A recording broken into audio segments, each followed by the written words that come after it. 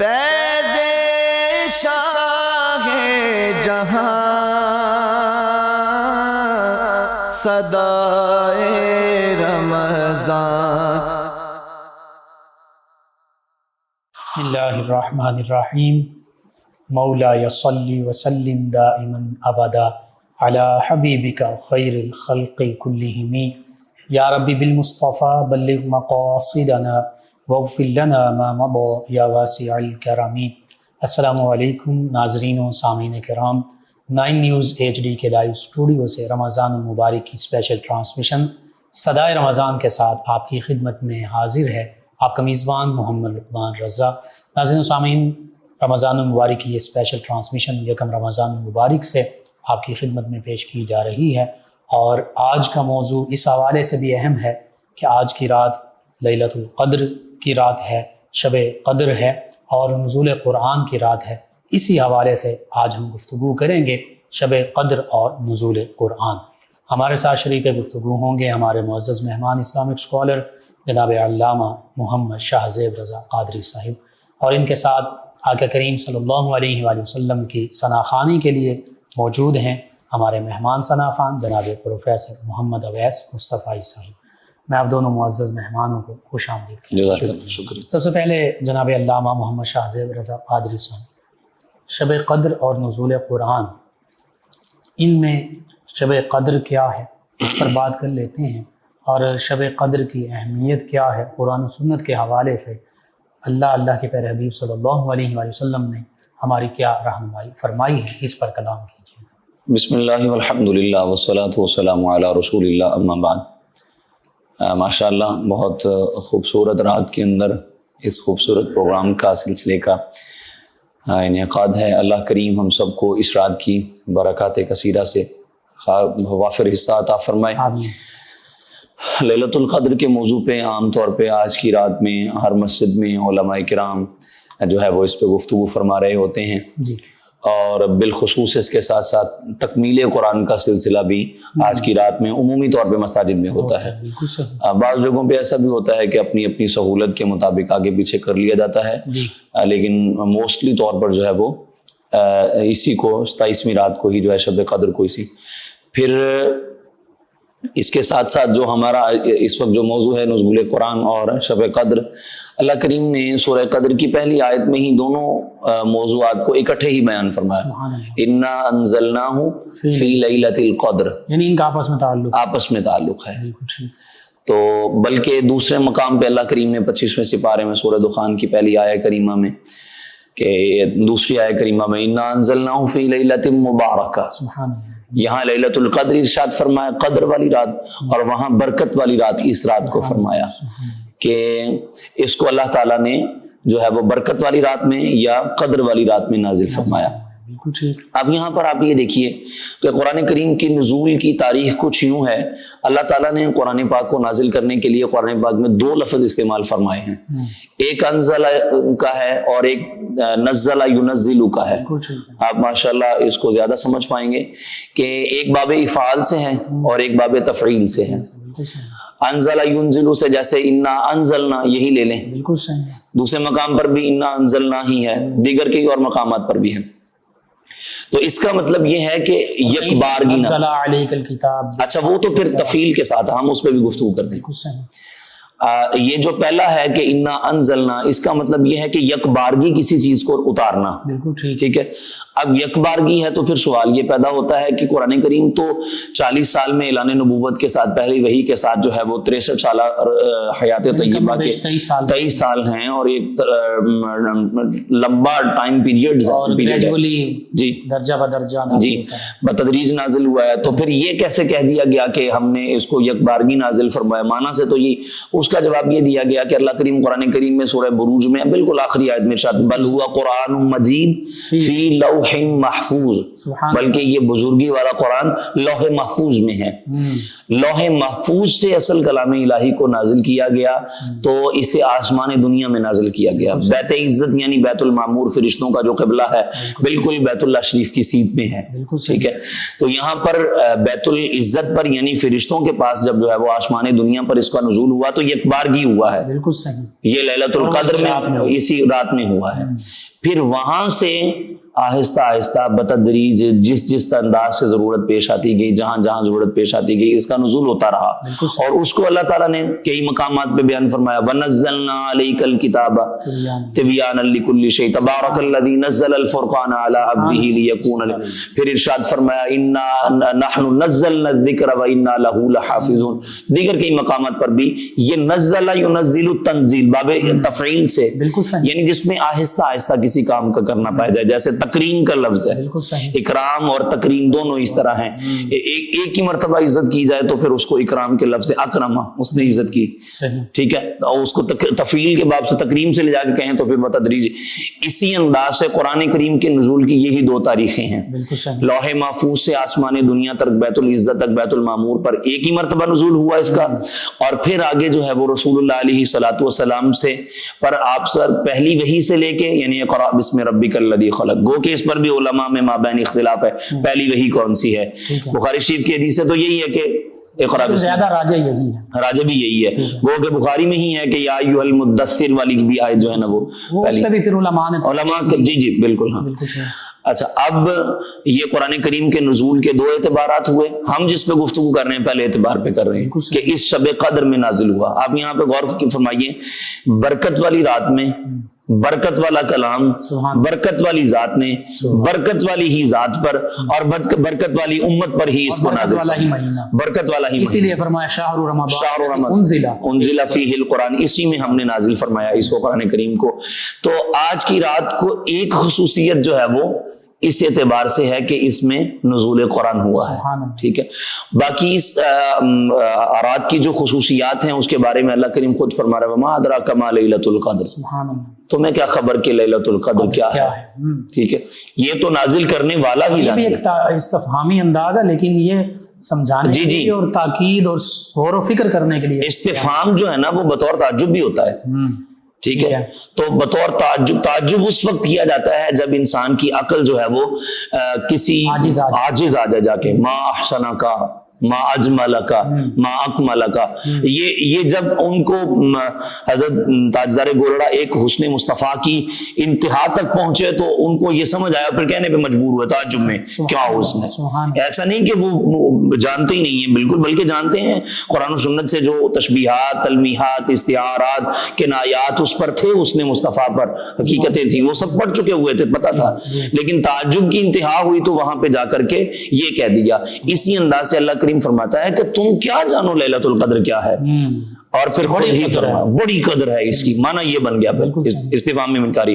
پھر ساتھ ہی فرمایا لیلۃ القدر خیر من الف شہر، سبحان اللہ، بلکہ آپ لیلۃ القدر کے بارے میں احادیث کا جو خزانہ ہے وہ ایک منٹ کے لیے آپ بلند جگہ پہ رکھ لیں اور صرف جو ہے وہ اسی سورہ قدر کا مطالعہ فرما لیں تو آپ کو پتہ چل جائے۔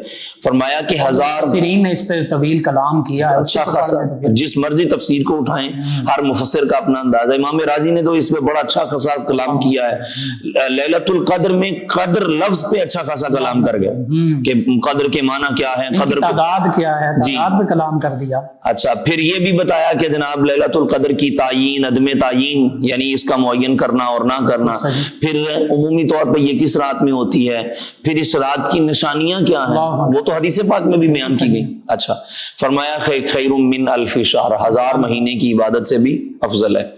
جس مرضی تفسیر کو اٹھائیں اس کے تحت اس آیت کا شان نزول ہزار مہینے کو اگر 12 کے ساتھ ڈیوائیڈ کریں تو غالباً یہ کوئی 84 سال کا تقریباً عرصہ بنتا ہے یہ۔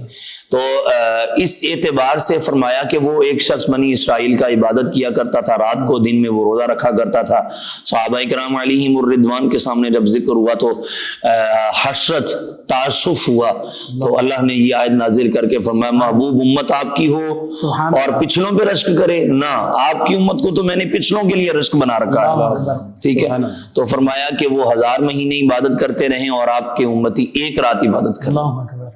ہم ان کی 1000 مہینوں سے عبادت کے برابر نہیں بلکہ خیر بہتر، اس سے بھی بہتر اجر. اچھا یہاں پہ یہ بھی سمجھا جا سکتا ہے کہ امت مسلمہ کی اوس ایوریج جو ہے اس کی زندگی جو ہے جی جی ایوریج لائف ایوریج جو ہے وہ 50-60 برس ہے. حدیث میں بھی یہ بیان کی گئی زیادہ سے ہے زیادہ کوئی 70-80-82 برس.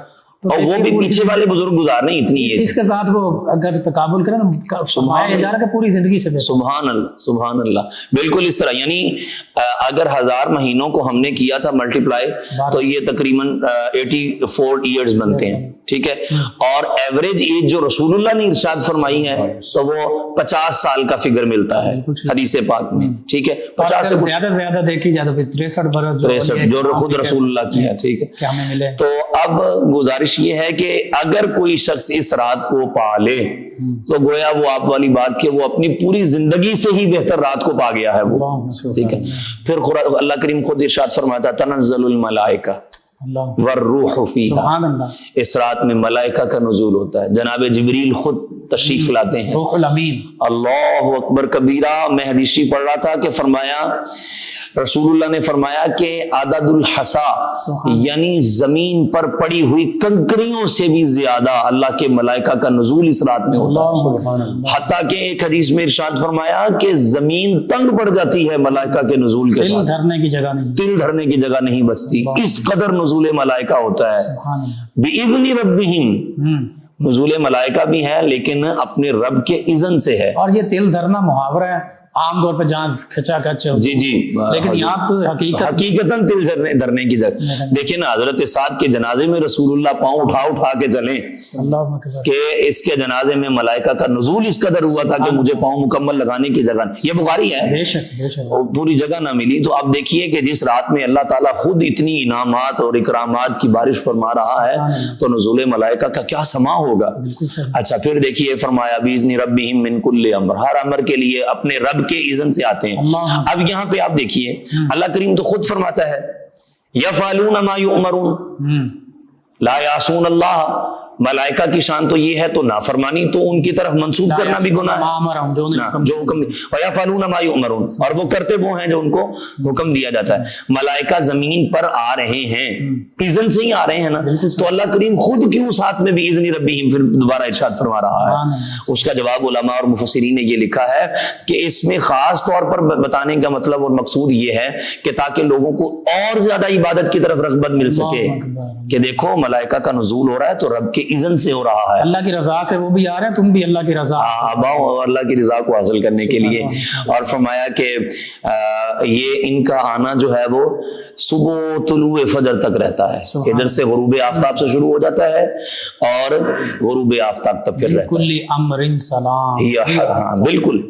حتی مطلع الفجر. یہاں تک کہ یہاں پر جو سلامتی کے بارے میں مفسرین کے اقوال ہیں جیسے ایک قول یہ ہے کہ جناب جبریل امین خود ملاقات کرتے ہیں جن کو شب قدر مل جائے. اور حضرت جناب سیدنا جبریل امین جس سے ملاقات کر لیں اس کا پھر جہنم میں داخلہ نہیں کسی صورت میں بھی ہو سکتا.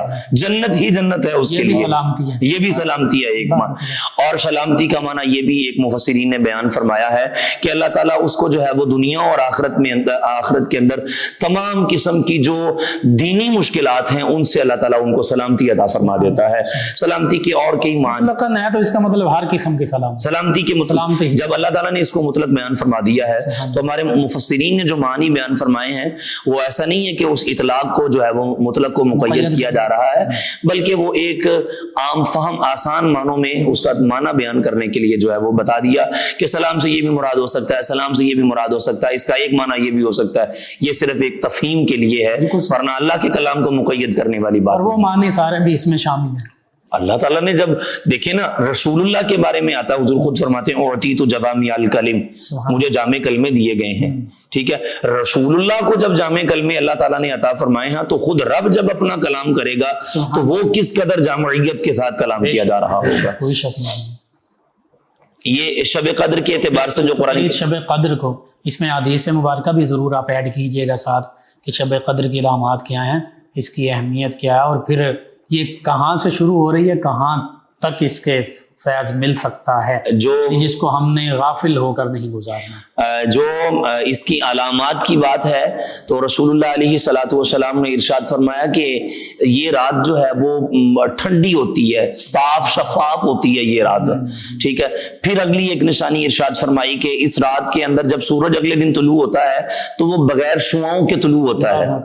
اچھا، مفسرین نے یہاں پر یہ بھی لکھا ہے کہ امت کے اندر جن لوگوں نے شب قدر کو پایا ہے ان کی ایک بہت بڑی تعداد نے یہی قول نقل کیا ہے کہ عمومی طور پہ اکثر موسٹلی وہ شب قدر جو ہے وہ 27ویں شب کو ہی ہوتی ہے، اکثر طور پہ۔ ایسا نہیں کہ ہر مرتبہ ایسا ہی ہو، بلکہ صوفیاء نے بعض نے جنہوں نے اگلی پچھلی تاریخوں میں اس کو دیکھا تاقراتوں میں تو انہوں نے وہ بھی قول نقل کی، جی اس کی نشانیوں سے پہچانا۔ پھر اچھا، اب اس میں یہاں تک بھی ہمارے علماء نے کلام کیا کہ اگر رمضان شریف 29 کا ہو تب شب قدر کس تاریخ کو بن سکتی ہے، ان کے اپنے تجربات۔ 30 کا ہو تو تب پھر کب بن سکتی ہے، اگر رمضان کی ابتدا پیر سے ہو رہی ہے تو پھر کب بن سکتی ہے، منگل کو ہو تو پھر کب بن سکتی ہے۔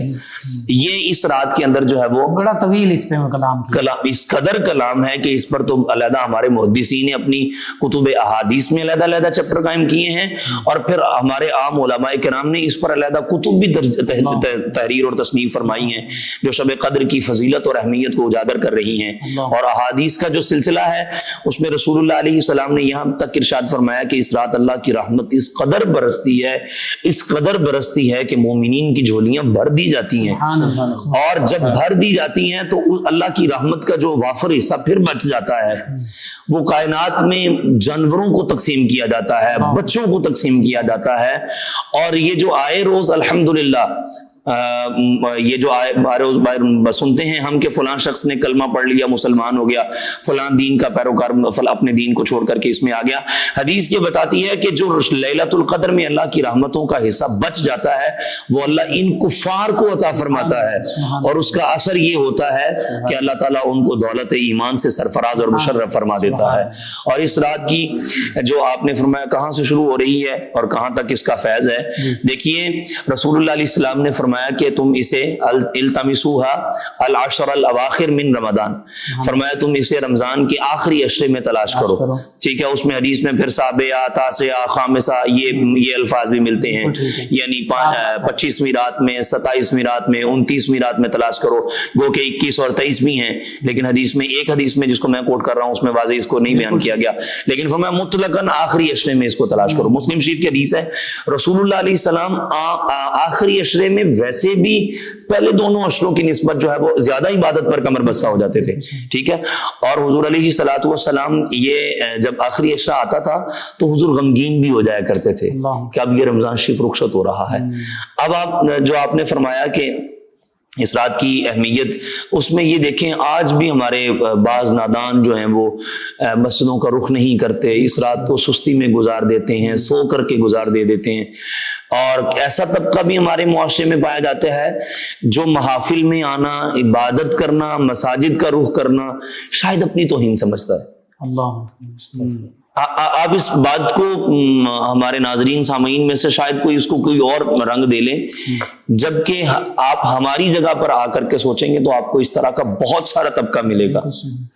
اور عام طور پہ یہ دیکھا جاتا ہے مسجدوں میں ان راتوں میں بھی، حالانکہ عام محفل ہے تو آپ جائیں نہ جائیں کوئی بات نہیں، اس رحمت میں تو دیکھیں نا اللہ تعالیٰ بے پناہ اپنی رحمت فرما رہا ہے۔ وہ جو آپ کہہ رہے ہیں نا پھر وہ گھروں میں بھی تو نہیں نہ کرتے، چلے میں وہی تو کہہ رہا ہوں، آپ گھروں میں نوافل پڑھ لیں، آپ عبادت کر لیں، قرآن پاک کی تلاوت کر لیں، وہ تو غافل، حالانکہ اللہ تعالیٰ پھر ہر معاملے میں غافل۔ اللہ کریم خود فرماتا ہے ان الذین یستکبرون عن عبادتی سیدخلون جہنم داخرین، پارہ نمبر 24 ہے سورہ حامیم السجدہ، فرمایا جو میری عبادت سے تکبر کرتے نا ان قریب جہنم میں ذلیل کر کے ڈالے جائیں گے۔ اور یہ حقیقت بات ہے، بے شک۔ آج تو یہاں پر عبادت سے مراد جو ہے مفسرین نے دعا بھی لی ہے، ہمارا بہت بڑا طبقہ جو ہے وہ فرض پڑھتے ہیں تو سلام پھیرتے ہیں تو دعا مانگے بغیر اٹھ جاتا ہے، دعا مانگنے کی توفیق ہی نہیں ملتی، اور اللہ کے رسول صلی اللہ علیہ وسلم کے حدیث ہے ترک دعائے معصیہ، دعا کو ترک کر دینا بھی گناہ ہے. اور بھائی اللہ سے نہیں مانگنا تو کس سے مانگنا ہے؟ تو لوگوں کا یہ عالم بھی ہو چکا ہے. اچھا پھر ایک اور طبقہ بھی ہے, ایک تو دعا مانگے بغیر ہی اٹھ جاتا ہے, اور ایک کچھ دعا کر بھی رہتے تو یوں ہاتھ اٹھائے ہوتے ہیں. غافل ہونے کی کیفیت, غافل دل سے مانگی ہوئی دعا قبول نہیں ہوتی. بخاری شریف کی حدیث میں یہ ظاہری غفلت بھی دکھا, حضور قلب ہو تو دعا قبول ہوتی ہے. ٹھیک ہے, اور اس طرح کی دعا پھر اسی اعتبار سے اس رات کو اس انداز سے نہ گزارا جائے. عبادت کا مغز یہی تھا. جی, بلکہ آپ دیکھیے, میں یہ بات پہ اختتام کرتا ہوں. آپ دیکھیے کہ ہمارے بچپن میں ہم یہ دیکھا کرتے تھے, یہ 2 چند راتیں ہوتی تھیں جن پہ مساجد پہ چراغاں ہوتا تھا, لائٹنگ ہوتی تھی, اور بڑی شدت سے انتظار ہوتا تھا ان راتوں کا. بالکل صحیح. اور پورے گاؤں اور لوگ مسجدوں میں بھر جاتی ہوتی تھی مسجدیں, اور انتظار ہوتا تھا. بدقسمتی سے جہاں ہم ہر طرح سے دین سے دور ہوتے جا رہے ہیں, کٹ آف ہوتے جا رہے ہیں, اسی اعتبار سے یہ مقدس راتیں بھی ہم سے جو ہے وہ چھینی جا رہی ہیں, اور ان کی عبادتیں جو اجتماعی طور, آپ دیکھیے غیر مسلموں کو ہماری انفرادی عبادت سے کوئی لینا دینا نہیں. بالکل صحیح ہے. بلکہ علامہ اقبال کا ایک شعر مجھے وہ ذہن میں نہیں آ رہا, اس کا مفہوم یہ ہے کہ ان کے ہاتھوں سے جو ہے نا وہ اجتماعیت اور عالمیت جو ہے ان کی وہ چھین کر کے ان کو اپنی ذاتی عبادتوں میں لگا دیا جائے, اور انفرادی عبادتوں میں لگ کے ہمارا عالم یہ ہے کہ وہ اتنی انفرادی عبادت کر رہے ہیں کہ دنیا سے اس کی اپنی اولاد جو ہے وہ اللہ رسول کی نافرمانی میں مبتلا ہے, تو اسے اس کی خبر ہی نہیں ہے. لہٰذا آپ اس انداز سے جو ہے وہ اپنی اجتماعیت کو برقرار رکھنے کے لیے ان پروگرامز میں, ان محافل میں شرکت کریں, اور شرکت کر کے جو ہے وہ اس عظیم ثواب سے آپ جو ہے وہ اپنا حصہ وافر حاصل کر کے اس انداز سے آگے آپ اپنے جی ضرور انشاءاللہ. بہت خوبصورت گفتگو. ناظرین سامعین, 9 نیوز HD کے لائیو اسٹوڈیو سے یہ اسپیشل ٹرانسمیشن اور آج کا یہ اسپیشل پروگرام صدا رمضان میں آپ کی خدمت میں پیش کیا جا رہا ہے. ہمارے ساتھ موجود ہیں ہمارے مہمان ثنا خان جناب پروفیسر محمد اویس مصطفی صاحب. نبی رحمت صلی اللہ تعالی علیہ وآلہ وصحبہ وبارک وسلم کی بارگاہ ناز میں مدحت سرائی کریں گے, گلہائے عقیدت پیش کریں گے. جی جناب پروفیسر محمد اویس مصطفی صاحب. یہ دنیا ایک سمندر ہے مگر ساحل مدینہ ہے. یہ دنیا ایک سمندر ہے مگر ساحل مدینہ ہے. ہر ایک موج بلا کی راہ میں ہائے مدینہ ہے. ہر ایک موج بلا کی راہ میں ہائے مدینہ ہے. زمانہ دھوپ ہے چھاؤں ہے بس ایک بستی میں. زمانہ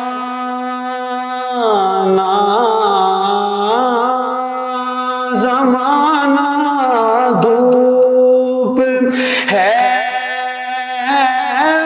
چھاؤں ہے بس ایک بستی میں. یہ دنیا جل کے بجھ جاتی مگر شام مدینہ ہے. یہ دنیا جل کے بجھ جاتی مگر شام مدینہ ہے. سبحان اللہ. اور شرف مجھ کو بھی حاصل ہے محمد کی غلامی شرف مجھ کو بھی حاصل ہے محمد کی غلامی کا،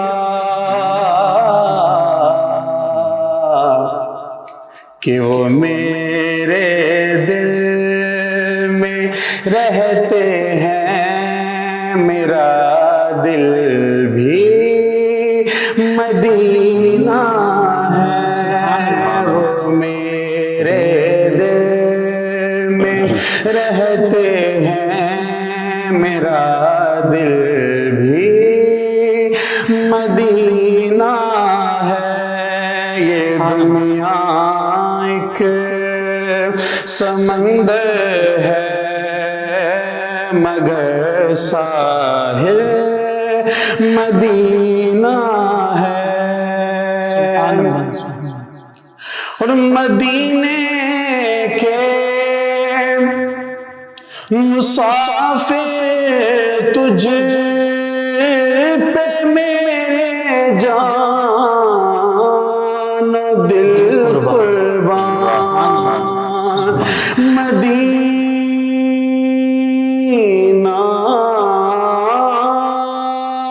مدینہ کے مسافر تجھ پہ میرے جان دل قربان، تیری آنکھیں بتاتی ہیں تیری منزل مدینہ ہے، تیری آنکھیں بتاتی ہیں تیری منزل مدینہ ہے۔ یہ دنیا ایک سمندر ہے مگر ساحل مدینہ ہے، اور کرم کتنا ہے فخری مجھ پہ ان کی ذات عالی کا، کرم کتنا ہے فخری مجھ پہ ان کی ذات عالی کا، کہ میں اتنی دور ہوں پھر بھی مجھے حاصل مدینہ ہے، میں اتنی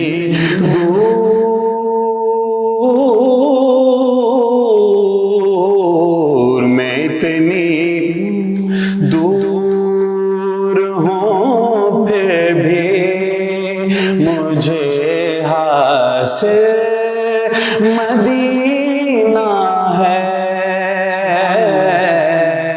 یہ دنیا ایک سمندر ہے مگر ساحل مدینہ ہے، ہر ایک موج بلا کی راہ میں ہائے مدینہ ہے۔ ماشاءاللہ، جزاک اللہ خیر۔ یہ ناظرین، نبی رحمت صلی اللہ علیہ وسلم کی بارگاہ میں ثنا اور ایسے خوبصورت انداز میں دلوں میں محبت پیدا ہوتی ہے۔ نبی کریم صلی اللہ علیہ وسلم کا جب بھی ہم ذکر کرتے ہیں، شب قدر اور نزول قرآن، اس حوالے سے گفتگو ہو رہی ہے، اور حقیقت یہ ہے جیسے علامہ صاحب فرما رہے ہیں کہ ہمارے عالم اسلام امت مسلمہ ہر شعبے میں تنزلی کا شکار ہے، پستی کا شکار ہے۔ وجہ صرف ایک ہی ہے، قرآن سے، اسلام سے، دین سے، اسلام کی تعلیمات سے دوری، یہی وجہ ہے، اور اوج کمال پانے کا ذریعہ بھی یہی ہے۔ قرآن کو تھام لیں، نبی رحمت صلی اللہ علیہ وآلہ وسلم کے فرمان کو تھام لیں، اسلام اور اسلامی تعلیمات سے اپنا رشتہ مضبوط کر لیں، تو پھر دیکھیے کیسے ہمیں اوج کمال حاصل ہوتا ہے۔ اور وہ پہلے والا جیسے ہمارے اسلاف اور صحابہ کرام علیہم رضوان، انہیں اللہ تعالیٰ نے عزتوں سے نوازا، انہی کے صدقے سے پھر عزتیں مل سکتی ہیں، لیکن ان کے پیروکار تو بن جائیں۔ جی علامہ محمد شاہ زیب رضا قادری صاحب، جی شب قدر کا ذکر ہوا، نزول قرآن کا ذکر ہوا، نبی رحمت صلی اللہ علیہ وآلہ وسلم کے بارے میں آپ نے ذکر کیا مزید، اور پھر صحابہ کرام ہمارے اسلاف بزرگان دین وہ اس رات کو کیسے گزارا کرتے تھے، تاکہ ہمارے ناظرین کو پتہ چلے، ترغیب ملے کہ ہم کس نہج پر پہنچ چکے ہیں اور ہمارا اصل طریقہ کیا تھا۔ اس پر کلام دیکھیں، ام المومنین سیدہ عائشہ صدیقہ رضی اللہ تعالی عنہا، آپ نے پوچھا رسول اللہ علیہ السلام سے، حضور اگر میں شب قدر کو پالوں تو پھر میں کیا کروں؟ اللہ رسول رحمت صلی اللہ علیہ وسلم نے فرمایا کہ عائشہ اگر تم شب قدر کو پالو تو پھر کہو اللہم انک عفو تحب العفو فاعف عنا یا غفور یا غفور یا غفور۔ سبحان اللہ۔ اب یہ حضور علیہ السلام نے خود تعلیم ارشاد فرمائی، جی اور پھر ہمارے اسلاف نے جو ہے نا وہ اس پہ یہ بھی ارشاد فرمایا۔ ایک بات میں اور ساتھ ایڈ کروں گا، جی ضرور۔ امام شافعی فرماتے ہیں جس طرح شب قدر عزت و محترم ہے، اسی طرح آگے یوم قدر بھی محترم ہے، اللہ اکبر، سبحان اگلا دن بھی اسی طرح محترم ہے جس طرح یہ رات محترم تھی۔ بالکل صحیح۔ ایک بات، دوسری بات یہ ہے، سیدنا عبادہ بن صامت سے روایت ہے، یہ بخاری میں بھی ہے، مشکات میں بھی ہے، یہ حدیث پاک، رسول اللہ علیہ الصلوۃ والسلام تشریف لائے، جی سرکار اسلام فرماتے ہیں میں آیا اس لیے تھا کہ تاکہ تمہیں بتاؤں کہ شب قدر کون سی رات میں ہوتی ہے۔ اللہ اکبر۔ تو دو لوگ آپس میں جھگڑ رہے تھے، قرض کا کوئی مطالبہ تھا ایک دوسرے شخص پر، ایک سے دوسرے کا، تو فرمایا ان کے جھگڑنے کی بنا پر اللہ نے تعیین لیلۃ القدر جو ہے وہ اٹھا لی ہے۔ اللہ گو کہ اگلے الفاظ میں یہ بھی ارشاد فرمایا کہ یہ تمہارے لیے ہو سکتا ہے کہ بہتر ہی ہو، اور یقیناً بہتر ہے۔ اگر بتا دیا جاتا تو پھر ایک ہی رات عبادت کا جو ہے وہ اجر ملتا، اور نہیں بتایا تو اب وہ ہر طاق رات میں اس کی تلاش کر رہا ہے۔ بالکل صحیح۔ اب یہاں پر جو ایک قابل غور بات ہے، محدثین نے لکھا ہے کہ جھگڑا اس قدر برا عمل ہے کہ اس کے سبب سے تعیین لیلۃ القدر بھی اٹھا دی گئی تھی۔ اللہ اندازہ فرمائیے آپ، تو آپ اس رات یہ بھی ایک نیک عمل کر لیں۔ تو اب تو امت مسلم آپس میں لڑ جھگڑ رہی ہے، تو پھر کیسے یہ دیکھیں یہی تو ہم اس اگر آپس میں ہی ہم دست و گریباں ہیں تو پھر ہماری تعلیمات یہی ہیں نا جی کہ ہم پھر ان سب کو چیزوں کو بالائے طاق رکھیں، پس پشت ڈالیں اور آگے بڑھ کے شیر و شکر ہوں۔ مسلمان ممالک کی مدد کے لیے تیار نہیں ہیں، کشمیر، فلسطین، دیگر ممالک، ہاں آپس میں لڑنے کے لیے تیار ہیں۔ جس طرح میں اگر نہ جانے یہ بات مناسب ہے یا نامناسب ہے، بالخصوص اس وقت ہمارے وطن عزیز کی جو سیاسی صورتحال ہے، دیکھیں جو جہاں پر ہے ٹھیک ہے غلط ہے قطع نظر اس کے، اس رمضان المبارک میں سب سے بڑا جو نقصان ہوا ہے وہ یہ ہوا ہے ہمارا نوجوان طبقہ، بوڑھوں کا تو سارا وقت ہی سیاست میں گزرتا ہے نا، مطلب وہ بیٹھے ہوئے باتیں کرتے رہیں گے، نوجوان طبقہ بھی، میں نے ایک اپنے اسٹوڈنٹ سے پوچھا، وہ کسی پولیٹیکل پارٹی کے بارے میں مجھ سے جو ہے وہ الجھ رہا تھا، تو میں نے آگے سے پوچھا بچے جس دن سے رمضان شریف، یہ تقریباً 10 رمضان کے بعد کی بات ہے، میں نے کہا بیٹا جس دن سے رمضان شریف آیا ہے آپ نے 5 نمازیں جماعت کے ساتھ ایک دن بھی پڑھی ہیں؟ 10 رمضان گزر گیا، قرآن کریم والا مہینہ ہے یہ، آپ نے قرآن پاک کتنا پڑھ لیا ہے؟ اللہ اکبر۔ آپ یقین فرمائیں بچپن میں ہم یہ دیکھا کرتے تھے تو مقابلہ ہوتا تھا بچوں کا کہ دیکھیں کون زیادہ قرآن پڑھتا ہے، دیکھیں کون زیادہ سپاری پڑھتا ہے۔ آج بھی پرانے لوگ پھر بھی اسی انداز سے قرآن کریم کی تلاوت کرتے ہیں، مگر معذرت کے ساتھ وہی آپ والی بات کہ ہم آپس میں ہی اس قدر جھگڑ رہے ہیں، ہمیں اپنی اصل جو مقصد تخلیق ہے، جو ہمارا کام ہے، وہ میرے مرشد کریم فرمایا کرتے ہیں کرنے والے کام کرو ورنہ نہ کرنے والوں میں پڑ جاؤ گے۔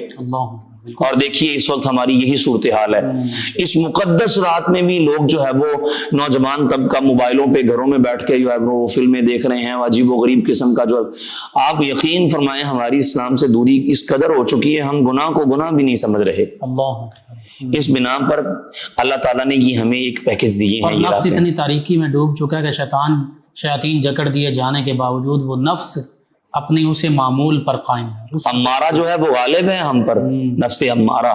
لوامہ ہوتا پھر بھی بات تھی کہ ملامت کرتا رہتا. جی لیکن وہ بھی اب مغلوب ہوا پڑا ہے. ٹھیک ہے. اور مطمئنہ والے تو اب خال خال نظر آتے ہیں ہمیں. بالکل صحیح. ٹھیک ہے.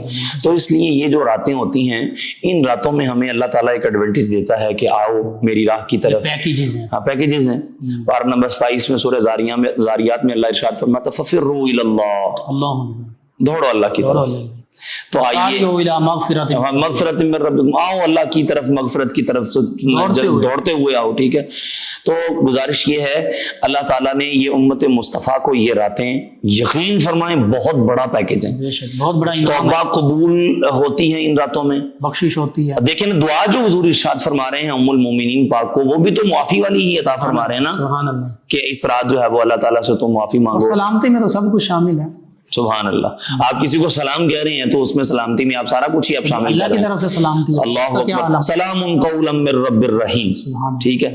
تو اس لیے آئیے بڑھیے. اس کے برعکس ہوا تو وامتاز اليوم ایھا المجرمون. ام المومنین عائشہ صدیقہ رضی اللہ تعالیٰ عنہا سے رسول اللہ نے فرمایا تھا کہ مانگو کیا مانگتی ہو. عرض کی حضور میں ابا سے پوچھنا ہوں کہ مانگنا بھی کیا ہے. اللہ اکبر. وہ بھاگی ہوئی آئیں تو بڑی خوشی میں ابا جی آج رسول اللہ نے فرمایا جو طلب کرنا ہے مانگو دیا جائے گا. کہا پھر حضور سے پوچھو محبوب جو معراج کی شب راز و نیاز ہوئے تھے ان میں سے کچھ ہمیں بھی بتا دیں. سبحان اللہ. اچھا جب آ کر کے حضور کو عرض کی تو رسول اللہ مسکرائے. مسکرانے کی وجہ اور سبب یہ تھا کہ میرے رازدار نے پوچھی بھی بات تو راز والی ہی پوچھی ہے. تو سرکار نے فرمایا عائشہ پھر سنو، معراج کی شب میرے رب نے مجھے یہ وعدہ دیا ہے کہ جو ٹوٹے ہوئے دل کو جوڑ دے گا میں بروز محشر بغیر حساب کے جنت میں داخلہ عطا فرما دوں گا. اما جی دھوڑی ہوئی خوشی سے بندہ جو ہے وہ آ کے کہا ابا جی حضور نے یہ ارشاد فرما، بڑی خوش ہیں. لیکن صدیق اکبر رو پڑے. فرمایا بابا جی یہ تو بڑی خوبصورت بات ہے، آپ پھر اس پہ رو پڑے. فرمایا بیٹی عائشہ تم تو اس کا ایک پہلو دیکھ رہی ہو، میں اس کا دوسرا پہلو بھی دیکھ رہا ہوں کہ اگر دل جوڑنے پر بغیر حساب کے داخلہ جنت ہے تو دل توڑنے پر بغیر حساب کی معاذ اللہ دخول جہنم بھی تو ہو سکتا ہے. علامہ صاحب جو کشمیر، فلسطین، یمن، شام میں مسلمانوں کے دل ٹوٹ رہے ہیں، ان کے تو جسم پارا پارا ہیں، تو وہ کون جوڑے گا؟ ضرورت تو اس امر کی تھی کہ اسلامک اسٹیٹس جتنی ہیں اور اسلامک لیڈرز جتنے ہیں جی جیسے بنی ہوئی بھی ہے، اپنے مفادات کی جنگ ہے اسلامک حکمرانوں کی بھی اور پارٹیز کی بھی.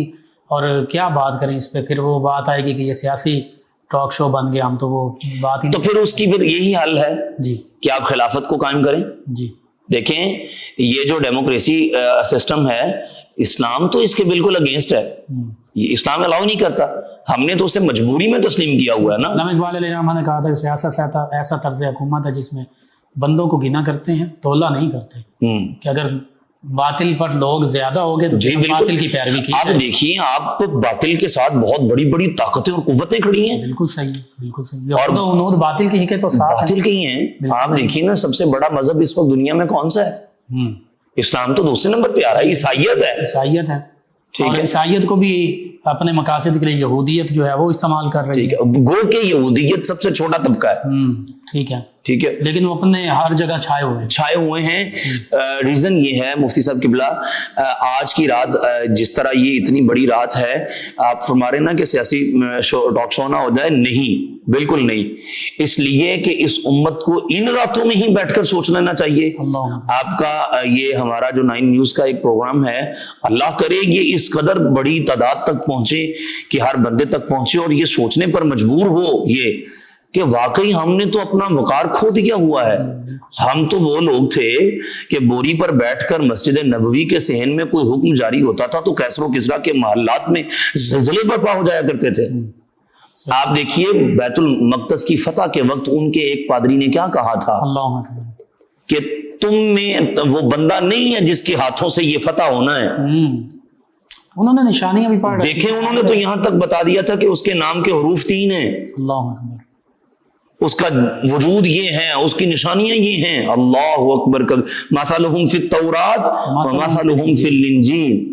اور اس کا مظہر عتم بیت المقدس کی فتح کے وقت سیدنا فاروق اعظم کی ضرورت میں نظر آیا. انہوں نے کہا اس کے نام کے 3 حرف ہیں عمر، وہ آئے گا تو فتح ہوگی.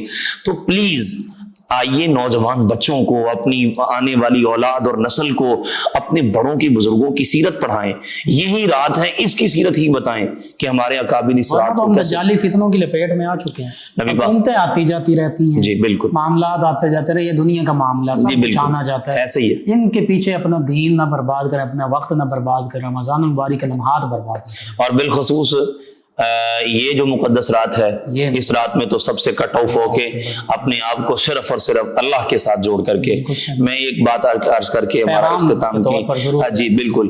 آج دیکھیں میرا رب اپنے بندے سے بڑی محبت فرماتا ہے. بے شک مفتی صاحب قبلہ، اللہ کی محبت، رحمت تو ایک طرف ہے، رب جو اپنے بندے سے محبت فرماتا ہے نا، اس پہ حدیثیں ہیں اللہ اکبر کبیرہ.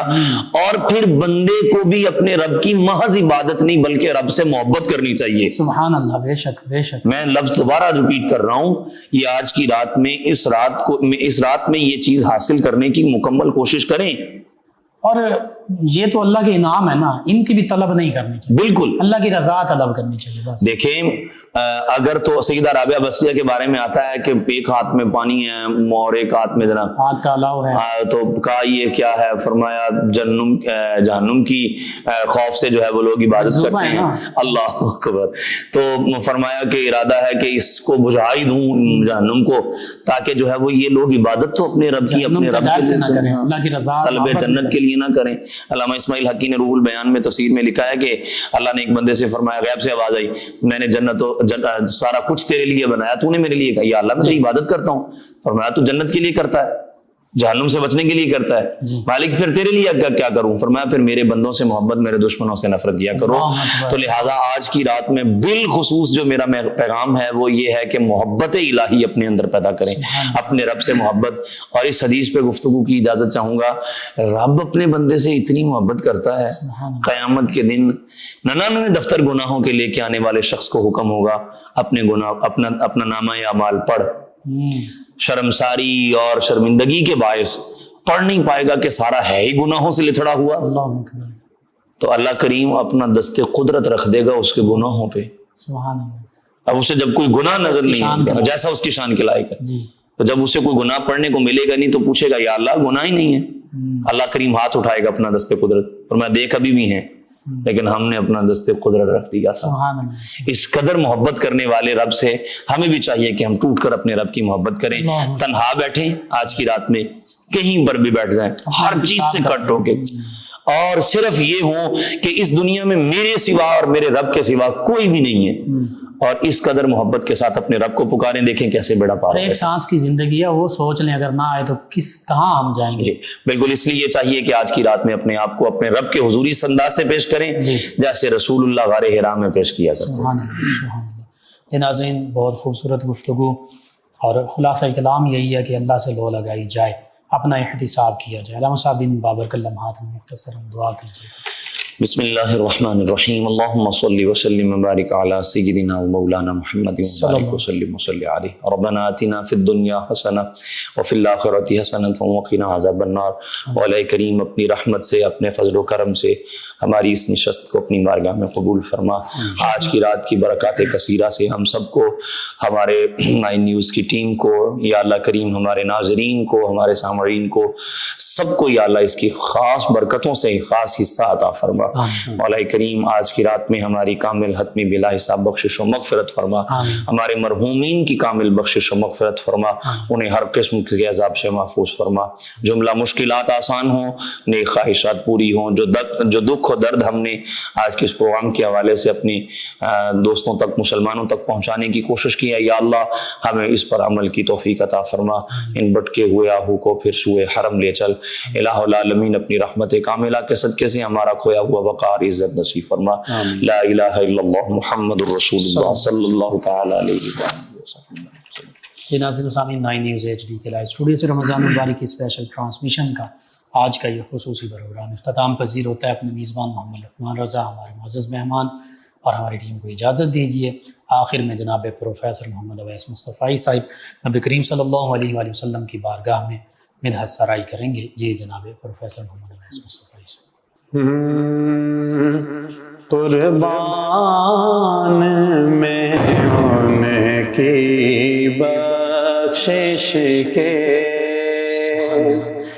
قربان میں ان کی بخشش کے مقصد بھی زبان پہ آیا نہیں قربان میں ان کی بخشش کے مقصد بھی زبان پہ آیا نہیں بن مانگے دیا اور اتنا دیا بن مانگے دیا اور اتنا دیا دامن میں ہمارے سما نہیں بن مانگے دیا اور اتنا دیا اور ایمان ملا ان کے صدقے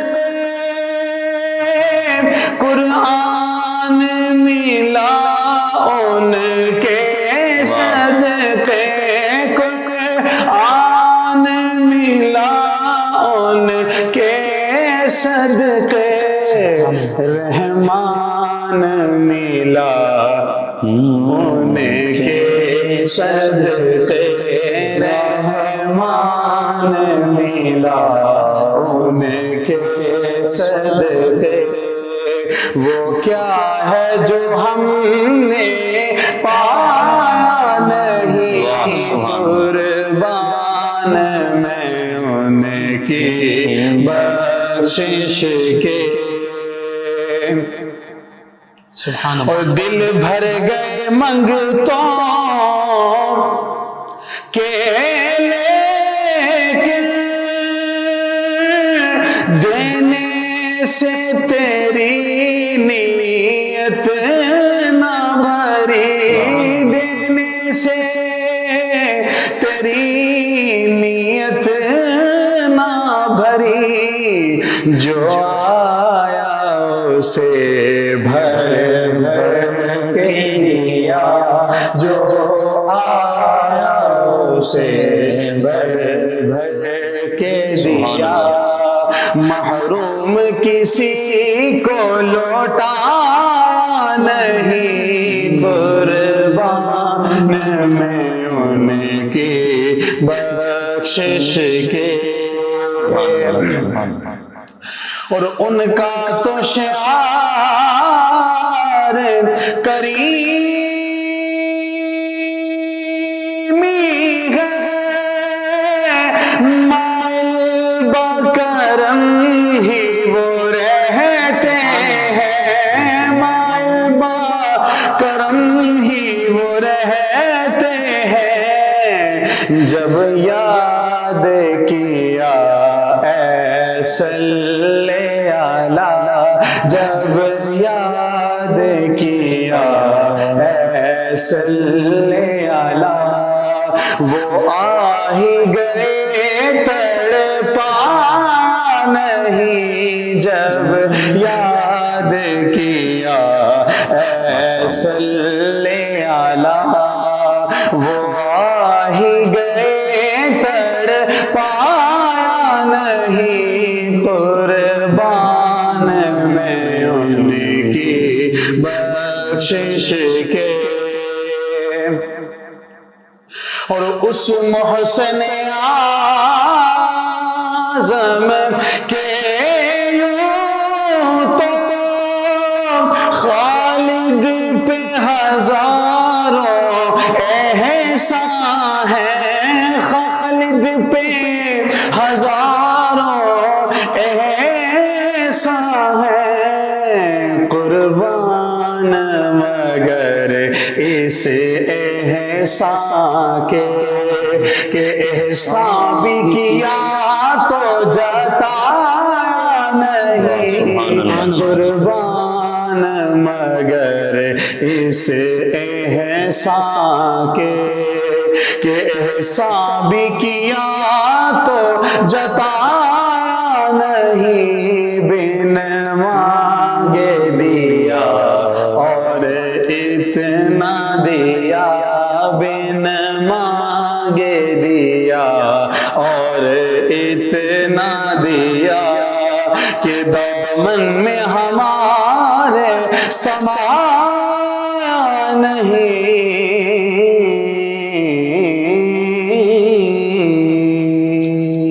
ماشاء اللہ ماشاء اللہ، جزاک اللہ۔ فیض شاہ جہاں صدائے